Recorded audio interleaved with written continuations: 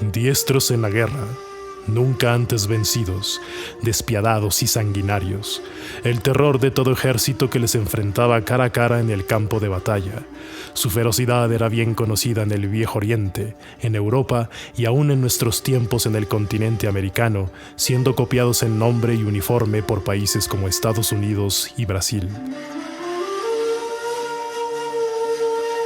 El cuerpo militar de élite por antonomasia, recluidos por los turcos y afamados por los franceses, los soldados conocidos como los chacales, que cometieron su grave error al tratar de invadir México aquel 5 de mayo de 1862, cuando sucumbieron dramáticamente ante las garras del poder mexicano y su bloque antiintervencionista en Puebla.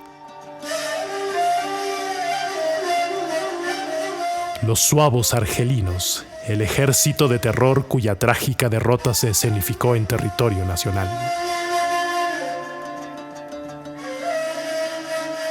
¿Quieres saber de México?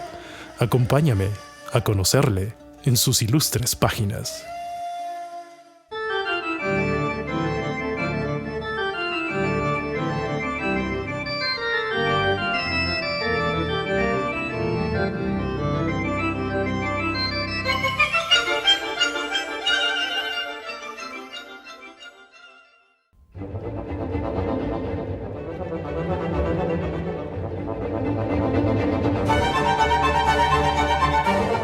Se sabía en 1862 que el cuerpo expedicionario francés había arribado a México para reclamar la suspensión de la deuda externa por orden del presidente Benito Juárez, excusa por demás evidente al develarse la intención verdadera del segundo intervencionismo francés. La diplomacia mexicana había gestado la paz con Inglaterra y España, pero los 80 millones de pesos derivados de la Guerra de Reforma aún eran reclamados por Francia y su líder militar, Charles Ferdinand Lautry, conde de Lorraine. En un principio el ejército francés se compondría por 3.000 hombres de sus colonias caribeñas, pero ante sus propósitos de invasión se añadieron a ellos las tropas infalibles de veteranos y los más temibles, el regimiento africano de la salvaje etnia bereber Souaouas, de la zona argelina de las montañas Churchurá. Estos habían sido los cuerpos militares de élite francesa que definieron los triunfos en batallas apoteósicas como las guerras de Crimea y Sebastopol, de Magenta y Solferino, de las encarnadas batallas árabes en el norte de África, venciendo igual a zares que a reyes. Era el invencible ejército francés que se frotaba las manos por la corona mexicana, echando mano de sus chacales de Orán, los zuavos, expertos en la lucha cuerpo a cuerpo y el uso de la bayoneta. El triunfo era inexorable. Se cuenta que al desembarco del primer batallón de zuavos, en enero de 1862, un embelesamiento inmediato de los testigos se hizo palpable al observar a esos guerreros de no menos de unos 75 metros de estatura, de fornida complexión y barbados rostros, vestidos de turbantes blancos y chaquetillas azules, pantalones rojos y abombados como las enaguas, y la música lúgubre originada por sus clarines y tambores que acompañaban su impresionante paso marcial. Pero solo era el principio. Estos 500 hombres formaban parte únicamente de la vanguardia del famoso segundo regimiento de zuavos que derrotó a los más odiados enemigos de los franceses y que desembarcaron en el puerto de Veracruz el 8 de abril de 1862. Ahora sumaban alrededor de 1.700 zuavos dispuestos a llenarse de rabia en contra del ejército comandado por el general Ignacio Zaragoza, instalado en Puebla por mandato del presidente Juárez. Los zuavos eran comandados por el famoso coronel Eugène Gambier, destacado militar de las más altas proezas francesas, como las batallas de Magenta y Solferino, altamente condecorado con la Legión de Honor. Al unirse los zuavos, siempre a la vanguardia de los cuerpos militares, a las tropas provenientes del Caribe y del viejo continente, ya conformaban un monstruoso ejército de 6.500 soldados bajo las órdenes del general Charles Ferdinand Lautry. Su misión, tomar la Ciudad de México, y así en su camino a la capital, Ignacio Zaragoza les bloquea el paso en Puebla con su ejército de Oriente, conformado por inexpertos soldados, muchos de ellos indígenas aguerridos, pero que sí eran organizados por la maestría militar e inteligencia estratégica de Zaragoza.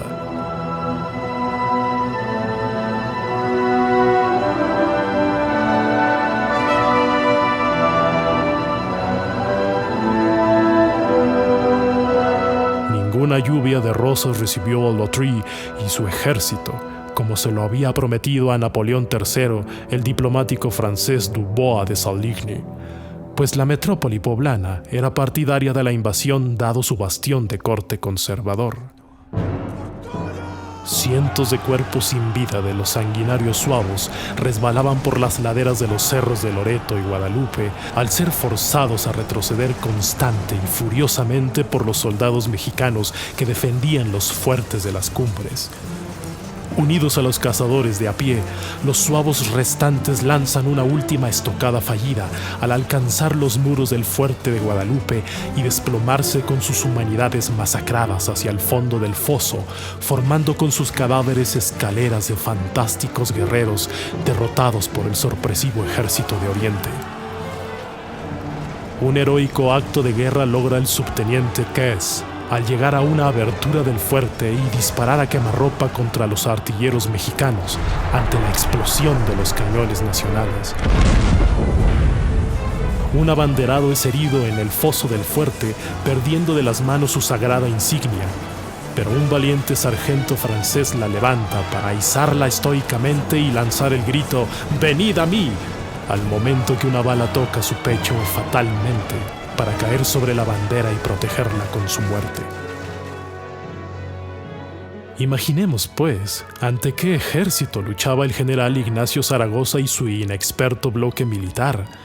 la milicia que fue altamente admirada por otros batallones, difundidos sus logros por la misma prensa estadounidense, calificados como la mejor infantería de Europa, equivalentes a los actuales boinas verdes, los chacales de Orán, los suavos, que hallaron su doloroso destino bajo la lluvia triste y lánguida de esa tarde poblana del 5 de mayo de 1862. Porfirio Díaz, bajo el mando de Zaragoza y encargado de las tropas de la región de Oaxaca, en la batalla de Puebla, recordaría años después su victoria sobre este ejército de alturas inconmensurables.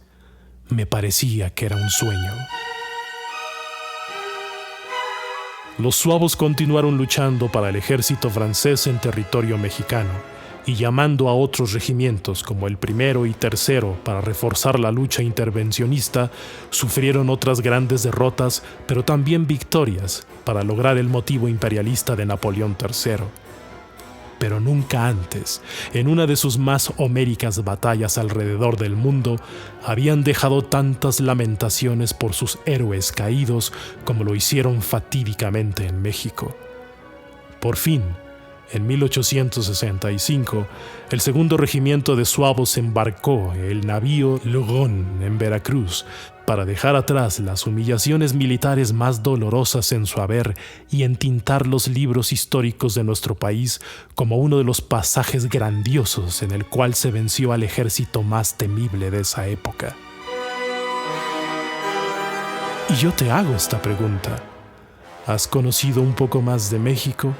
Si es así, suscríbete y activa la campana para que nos encontremos en otra página espectacular de este México ilustre.